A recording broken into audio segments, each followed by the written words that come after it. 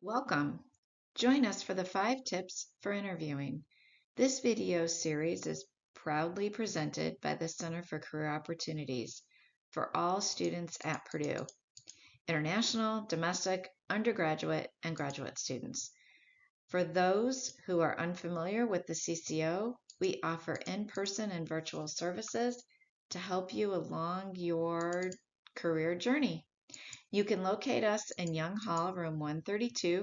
Reach out via email at askcco@purdue.edu or give us a call at 765-494-3981. For more helpful resources, visit our website at cco.purdue.edu. We'll provide more information about these services at the end of this presentation. Any resources mentioned in the presentation will be linked in the video description. Now let's begin. Preparing for an interview will help you feel more confident and less anxious. I will share some ways to ensure you are ready to put your best foot forward as you begin the interview process. First off, know the company that you are interviewing with. This involves researching the company brand, product, service, mission, vision, and values. Get an understanding of who the company is and the clients they serve or products they produce. Equally important is knowing the job for which you are interviewing. Seek clarification by reading the job description and asking questions during the screening process. Most importantly, you need to know yourself and how your skills and experience match the qualifications needed to be successful in the position. Creating a strong introduction that highlights your skills and education and how they meet the needs of the position will impress the interviewer and set you apart from other candidates. Demonstrating how you are the best fit for the job by sharing examples of ways that you have applied knowledge, skills, and abilities listed in the job description in real-world settings. This will set you up for success.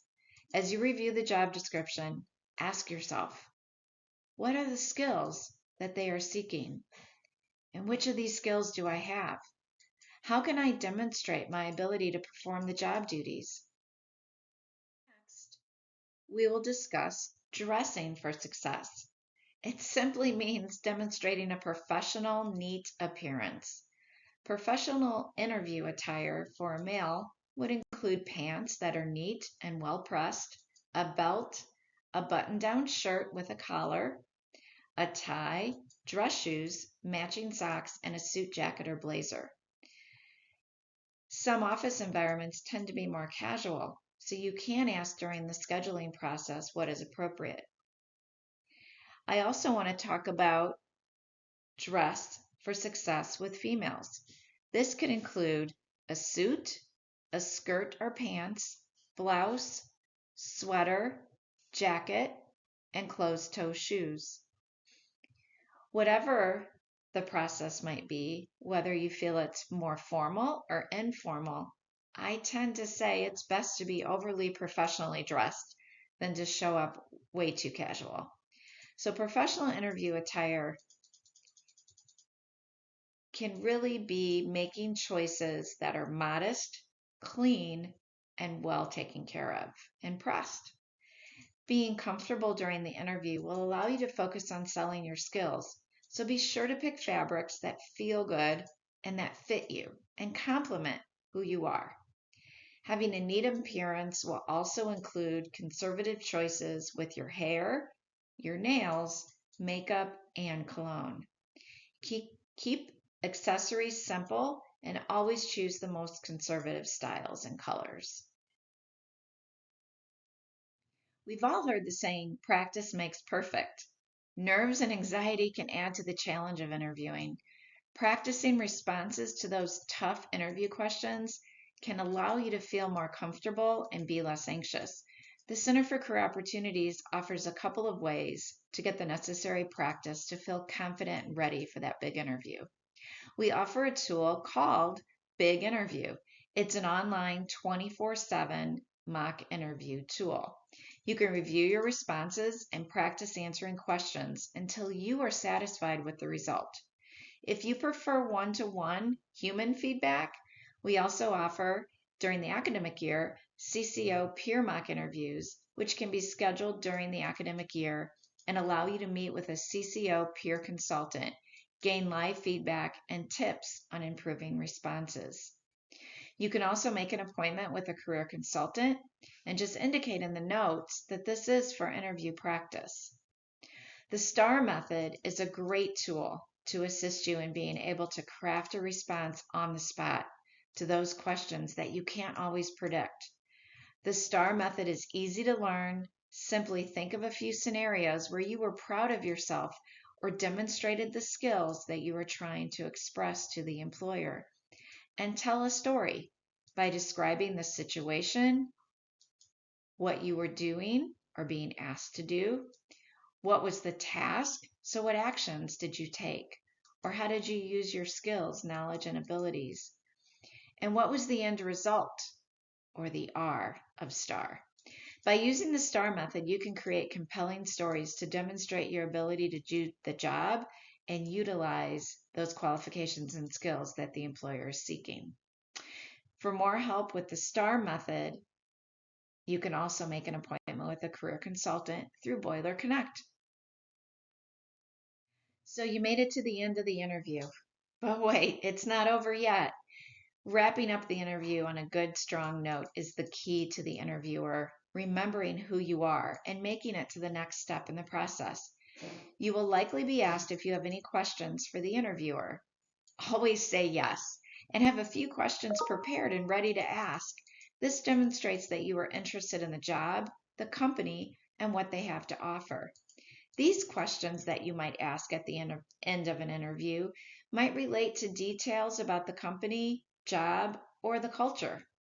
Ask questions that demonstrate you have knowledge about the job and the company and that you're interested in hearing more details. Verify the contact information of the interviewer by asking for a business card or email address.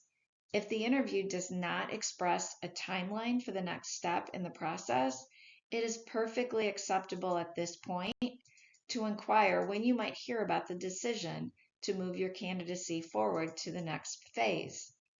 Always thank the interviewer and be polite and friendly to everyone as you are leaving.